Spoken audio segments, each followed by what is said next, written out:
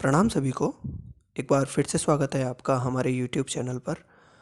आज हम 10 सूत्र बच्चों की परवरिश यानी कि जो आचार्य प्रशांत जी द्वारा जो बुक लिखी है 10 सूत्र बच्चों की परवरिश के, उसका 4th चैप्टर पढ़ेंगे।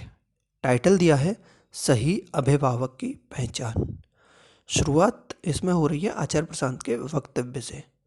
वो प्रश्नकर्ता को संबोधित करते हुए कुछ बता रहे हैं कि उन्होंने कोई प्रश्न किया होगा इसमें, तो क्योंकि ये जो वीडियो सीरीज होती है उनकी, उसी को रिटन फॉर्म में, राइटिंग फॉर्म में ये लिख के ये बुक बनाई गई होती है। तो उन्होंने कोई प्रश्न किया होगा, उसमें आचार्य प्रशांत उनको संबोधित करते हुए क्या बोल रहे हैं स्टार्टिंग में ही। आपने प्रश्न किया है अपनी बेटी के बारे में, उसका हित ही चाहती है ना? ये बिल्कुल ठीक है कि उसकी देह के तल पर सुरक्षा होनी चाहिए, पर यह भी याद रखिए कि अतिशय सुरक्षा दे दी तो पंख खोलकर कभी उड़ नहीं पाएगी। उसके शरीर में, मन में कभी जान नहीं आ पाएगी। विवेक बहुत आवश्यक है। वो सीमा निर्धारित करनी बहुत आवश्यक है, कहाँ तक वास्तव में उसे सुरक्षा की जरूरत है और कहाँ यदि सुरक्षा दी तो उसका नुकसान हो जाएगा। आप उसका हित चाहती हैं, भूलिएगा नहीं। आप उसे इतनी भी सुरक्षा नहीं देना चाहती कि उसका अहित हो जाए। तो प्रश्नकर्ता सवाल, बच्चों के बारे में कहीं पढ़ा था, हम बच्चों को जो बताते हैं कि यह करना चाहिए, यह नहीं करना चाहिए, क्या यह भी कंडीशनिंग होती है? कुछ बातें तो उनके जीवित रहने के लिए ज़रूरी हैं, वह तो बतानी ही पड़ेंगी ना। आचार्य प्रशांत कहते हैं समाज ने जो भी नियम कायदे निर्धारित किए हैं अंततः इसलिए किए हैं ताकि आदमी शांत रह सके। भूलिएगा नहीं, बच्चा जो पैदा होता है बहुत ही पशुता अपने साथ लेकर पैदा होता है, तो फिर इसलिए उसे सभ्य बनाना पड़ता है। सामाजिक शिक्षा सारी इसलिए है ताकि तुम जानवर ही ना रह जाओ, ताकि तुम अपनी पाशविक वृत्तियों से आगे निकल पाओ। अब वो सामाजिक शिक्षा की नीयत तो ये है, पर वो वास्तव में क्या कर जाती है कि पशुता की बेड़ियां कुछ तो आप लेकर पैदा हुए थे और कुछ और आपको पहना दी गई हैं। बच्चे को कुछ भी बताते वक्त अपने आप से ये प्रश्न पूछें कि मैं इसे जो भी कुछ बता रहा हूँ, इससे इसकी बेड़ियां कटती हैं या बढ़ती हैं। बताना भी ज़रूरी है, क्योंकि नहीं बता रहे हो तो वो बेड़ियों में पहले से है ही, उसकी बेड़ियां काटेगा कौन? पर अगर गलत बता दिया, बताने वाला खुद ना समझ हुआ, तो बेड़ियां काटने के चक्कर में बेड़ियां और बांध दी, सुलझाने के चक्कर में और उलझा दिया।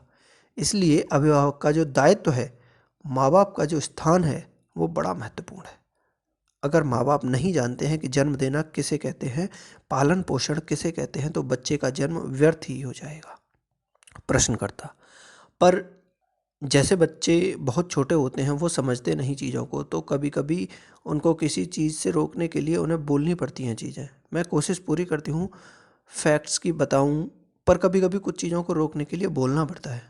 आचार्य, याद रखिए, छोटे पौधे को बचाने के लिए आप उसके इर्द गिर्द जो बाड़ खड़ी करती हो, जो जाल बुन देते हो, उसकी उपयोगिता निश्चित रूप से, पर अगर उसको सही समय पर हटाया नहीं तो उसी जाल के में पौधे का दम घुट जाता है।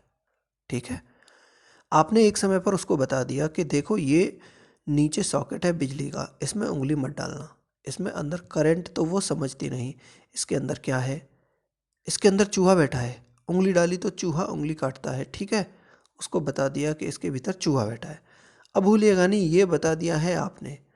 जिस दिन पाइए कि अब परिपक्व हो गई, तो आप ही लेकर जाइए, कहिए देखो जिस चूहे को मैं तुम्हें बताती थी, वो चूहा कुछ इस तरह का है, वो चूहा इन तारों में बहता है, वो चूहा इस प्रकाश में नजर आता है, इस पंखे में नजर आता है, उस चूहे में बड़ी ऊर्जा है, वो ऊर्जा अगर संयमित कर दी, बांधी, तो हमारे काम आ जाती है, पर वही ऊर्जा अगर असंयमित हो गई तो प्राण ले लेती है।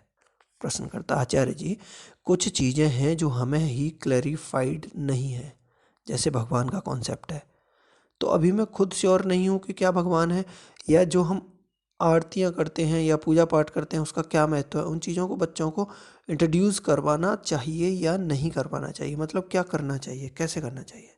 आचार्य, बच्चा पूछेगा ये मंदिर में घंटी क्यों बज रही है, तो सीधा जवाब दीजिए कि लोगों को लगता है कि इससे उनका फ़ायदा होगा। इसमें आपको ये बताना थोड़ी आवश्यक है कि भगवान क्या है। भगवान थोड़ी ही आ रहे हैं घंटी बजाने, घंटी कौन बजा रहे हैं, लोग बजा रहे हैं। लोग क्या इसलिए बजा रहे हैं कि उन्हें भगवान का पता है? लोग घंटी इसलिए बजा रहे हैं कि उन्हें लगता है कि इससे कोई है जो प्रसन्न हो जाएगा और उन्हें कुछ लाभ दे देगा। यही बता दीजिए। बच्ची पूछ रही है कि ये घंटी क्यों बजी? बताइए, क्योंकि कुछ लोगों को लगता है कि घंटी बजाने से फायदा होता है। बात खत्म।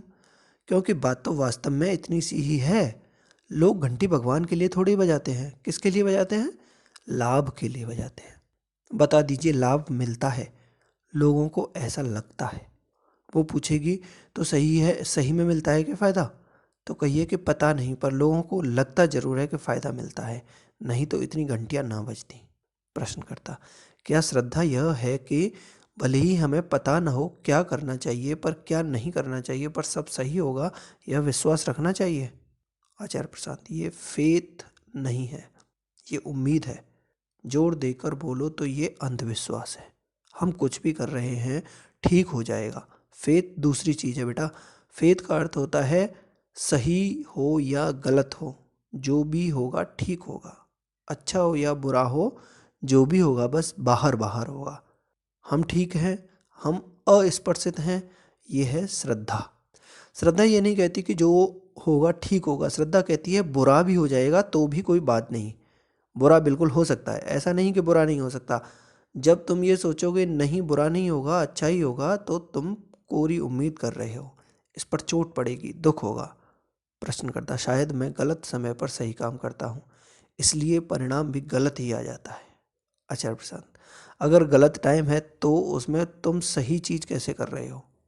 सही चीज़ तो हमेशा समय सापेक्ष होती है। जैसा समय है उसी के अनुसार तुम्हें कुछ करना पड़ेगा ना, तभी तो उसे सही कह सकते हो। तुम ये थोड़ी ही कहोगे कि काम तो मैंने बिल्कुल ठीक किया पर गलत समय पर कर दिया। काम ठीक था, लेकिन काम तो बिल्कुल ठीक था। अरे अगर गलत समय पर किया तो काम कैसे ठीक था? पर यह अहंकार का अच्छा बहाना होता है। देखिए, काम तो बिल्कुल ठीक किया, समय गलत था। गेंद ऊपर उछली थी, तब सो रहे थे। अब गेंद नीचे गिर गई है, मैच ही खत्म हो गया है। उसके बाद यूं करके गेंद पकड़ने की कोशिश में खड़े हैं। काम तो सही कर रहे हैं, बस जरा गलत समय पर कर रहे हैं। 1 घंटा पहले ऐसा करना चाहिए था। गलत समय पर कोई सही काम होता है क्या? जिस समय पर जो उचित है उसी काम को सही कहते हैं। प्रश्नकर्ता, मैंने एक मूवी देखी थी, वर्ल्ड वॉर 2 के बारे में जो थी मूवी, जैसा उसमें कहानी दिखाया गया है, कितना सच है कितना झूठ पता नहीं। जिन लोगों की गलतियां भी नहीं थी वो लोग भी 20-20 साल तक जेल में रहते हैं। अब वहाँ संदेश ऐसा मिल रहा था कि तुम नहीं भी कर रहे हो फिर भी समय ऐसा है। आचार्य प्रसाद, ये तुम चैतन्य रूप से नहीं कर रहे हो। हम सब जुड़े हुए लोग हैं। तुम्हें सिर्फ उन्हीं गलतियों की सज़ा नहीं मिलती है जो तुमने करी हैं, तुम्हें अपने पूरे कुनबे की करतूतों की सज़ा मिलती है। अभी ये तुम हवा पी रहे हो, इस हवा में जहर है, वो ज़रूरी थोड़ी है कि जहर तुमने ही घोला है वो हवा में। कोई और भी घोलेगा तब भी सज़ा मिलेगी। मिल रही है ना कि नहीं मिल रही? सड़क पर जा रहे हो, एक पियक्कड़ ड्राइवर ने आकर तुम्हें ठोक दिया। तुम कहोगे मेरी तो कोई गलती थी नहीं। हाँ, सतही तौर पर तुम्हारी कोई गलती नहीं थी, पर फिर भी तुम्हें सज़ा मिलेगी, क्योंकि हम सब एक डोर से बंधे हुए हैं। ये पूरा एक खानदान है। मन एक है, नियति एक है। इसलिए समझाने वाले समझा गए हैं कि अपना हित भर देखने से नहीं होगा। जब तक सबका कल्याण नहीं होता तुम्हारा नहीं हो सकता, क्योंकि तुम्हें दूसरे के लिए क्या लाभ भी मिलता है और दूसरे के किए की हानि भी या सजा भी मिलती है। हम सब जुड़े हुए हैं, पृथक इकाइयां नहीं हैं कि मैं जो करूं बस मुझे वही फल मिलना चाहिए, ऐसा नहीं है। तो ये बिल्कुल हो सकता है कि किसी ने अपने जीवन में कोई बुराई ना की हो पर उसे 20 साल सजा मिल जाए। उसने नहीं करी है बुराई, पर हजारों सालों से जो बुराई हो रही है उनका फल तो उसे भुगतना ही पड़ेगा। हाँ, वो इतना ज़रूर कर सकता है कि जब वो 20 साल जेल में है तब वो जान जाए कि जिसको ये सज़ा मिल रही है उसको सज़ा पता नहीं कितने सारे संचित कर्मों की वजह से मिल रही है। वो एक चक्र में फंसा हुआ है और उस चक्र के अनुसार अब विधि का विधान भोग रहा है। उसको तो जेल होनी ही थी, उसे कष्ट मिलना ही था। मैं उससे बाहर हूँ, इतना ज़रूर हो सकता है। तुम बैठे हो, तुम्हें डेंगू का मच्छर आकर काट गया, तुमने क्या भूल करी थी? तुम तो सत्संग में बैठे थे, सत्संग में बैठे हो, बिल्कुल स्थिर होकर बैठे हो। मच्छर के लिए बढ़िया मौका है, तुम हिलोगे ही नहीं। इतना बढ़िया बैठा हुआ शिकार उसे ऐसे नहीं मिलता। और सत्संग में हो, अभी तुम तो बड़े आत्मिक अनुशासन में हो। मच्छर खून चूस रहा है, तुम हिलोगे भी नहीं। अभी तुम्हें अहिंसा भी बहुत है, वैसे मार भी देते। तुमने क्या भूल करी थी कि तुम्हें डेंगू हो गया? तुमने तो कुछ नहीं करा था। अगर डेंगू हो जाए तो यही कर सकते हो। ये जो शरीर है और जो मच्छर है, उन्हें तो साथ साथ चलना है। क्या ऐसा हो सकता है कि मच्छर हो और शरीर ना हो, या शरीर हो या मच्छर ना हो? मच्छर और शरीर एक ही चीज़ है, दो अलग अलग दिखाई देते हैं बस। समझ में आ रही है ना बात? ठीक वैसे जैसे मिट्टी और फूल एक चीज़ हैं, वो दो अलग अलग दिखाई देते हैं बस। उनका बड़ा गहरा रिश्ता है, तो उनका तो अपना चक्र चलता रहेगा, उनकी अपनी कहानी चलती रहेगी। वो कहानी तुम चलने दो। जब तुम कहते हो वो कहानी चलती रहेगी, तब तुम उस कहानी से आज़ाद हो जाते हो, तुम पीछे हट जाते हो, तुम किरदार नहीं रह जाते हो उस कहानी के। मच्छर इसको यानी कि शरीर को काट गया, अब ये बीमार है। कहने का मतलब ये है कि अब आप अपने आप को शरीर से अलग कर सकते हो। शरीर को शरीर ने काटा, इतना जान सकते हो। तो सही अभिभावक की पहचान ये होगी कि आप अपने बच्चे को एक नियंत्रण में रखें, पर कितना नियंत्रण में रखें ये भी आपको जानना होगा। आशा है आपको ये चैप्टर की समझ बढ़ेगी, और ऐसे ही हम आगे के चैप्टर्स पढ़ते रहेंगे। सुनने के लिए, यहाँ तक बने रहने के लिए धन्यवाद।